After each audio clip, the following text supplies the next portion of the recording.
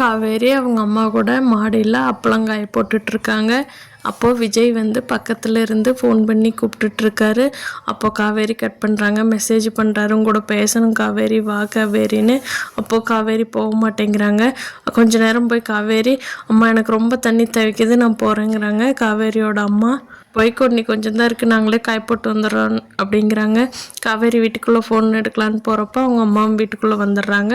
அதுக்கப்புறமா விஜய் போய் ஹவுஸ் ஓனர்கிட்ட, நான் காவேரியோட தனியாக பேசணும், நீங்கள் தான் அதுக்கு ஏற்பாடு பண்ணி கொடுக்கணும் அப்படிங்கிறாங்க. நீ ஏன்டா கல்யாணம் பண்ணின பொண்ணு கூட பேசணும் அப்படின்னு அந்த மாமி கேட்குறாங்க. ப்ளீஸ் மாமி, அவள் தான் என் ஒய்ஃப்னு நான் மைண்டில் ஃபிக்ஸ் பண்ணி வச்சுட்டேன், அப்புறம் என்ன மாமி அப்படிங்கிறாரு விஜய்.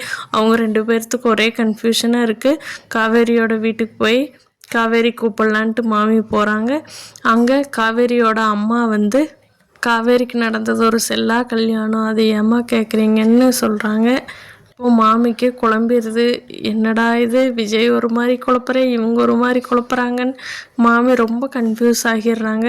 சரி வா காவேரின்ட்டு அலங்காமல் காவேரியோட காதுக்குள்ளே சொல்லிட்டு வந்துடுறாங்க. அப்புறமா காவேரி விஜய் பார்க்க வர்றாங்க. மாமியோட வீட்டில் வச்சு காவேரி விஜயை பார்க்குறாங்க. வெண்ணிலாவுக்கு நிலைவு திரும்பிருச்சாமே, ஏன் என்கிட்ட நீங்கள் சொல்லவே இல்லை அப்படின்னு கேட்குறா காவேரி. நான் சொல்லலான்னு வந்தால் நீ தான் பேசுறதுக்கே தயாராக இல்லையே, நான் என்ன பண்ணட்டும் காவேரி அப்படிங்கிறாங்க விஜய். வெண்ணிலாவுக்கு நினைவு திரும்பினது நம்மளை கல்யாணம் பண்ணினது சொன்னீங்களான்னு கேட்குறாங்க. விஜய் இல்லைன்னு தலையாட்டிகிட்டு இருக்காரு.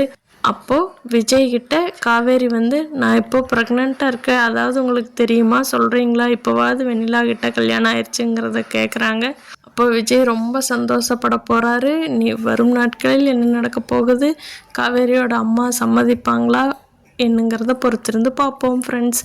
Please like and share and subscribe.